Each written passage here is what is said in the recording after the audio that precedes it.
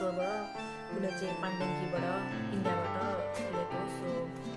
सुरु गरौँ त द फर्स्ट वान इज यो अहिले सर्ट कटनको कस्तो नरम छ अहिले समर लाग्दा चाहिँ एकदम सजिलो हुन्छ लाइट ब्लू लाइट ब्लूमा धेरै इन्ट्रेस्ट भएको छु so the next one is यो यसमा चाहिँ कम्फर्टेबल छ धेरै स्ट्रेचीवाला छ सो मजाले हुन्छ यो पनि मेरो साथीकोबाट ल्याएको द नेक्स्ट वान इज यो कोर्सेट अहिलेको पुरै टिकटकमा भाइरल भएको कोर्सेट अनि यसको सिल्भर यो चाहिँ पिच कलरमा छ सो यो चाहिँ मैले यहीँ मार्केटबाट ल्याएको यो पनि एकजना साथीले बेचेको थियो सो त्यसमा अहिले चाहिँ समरमा टाइट पेन्टहरू लाउनु भन्दाखेरि चाहिँ यस्तो कोर्सेट नै कम्फर्टेबल हुन्छ so it cost me 1650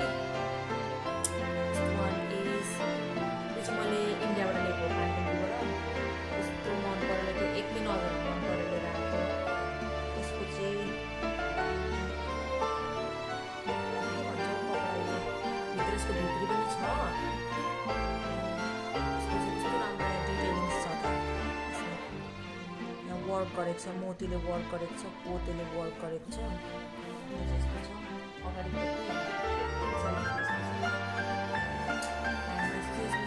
blue कलरको क्या लाइट ब्लू कलरको सुरुवाल चाहिँ नर्मल नै छ यसको सबसे राम्रो सल पनि कस्तो राम्रो छ क्या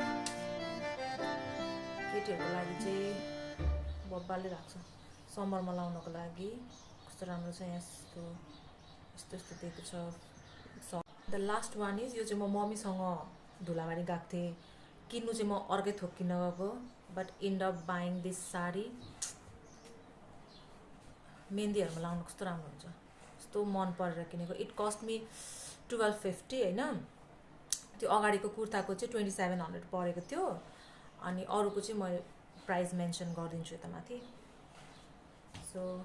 यति नै हो यो एकैचोटि किनेको होइन मैले यो चाहिँ अब कहिले मम्मीसँग कता गएको बेलामा कहिले कता गएको बेलामा किन्दै भेला पारेको यो एकैचोटि त्यो होइन जस्ट मैले किनेर राखेको थिएँ अनि किन एउटा सपिङ हल बनाऊँ भनेर एउटा राखेको ओके बाई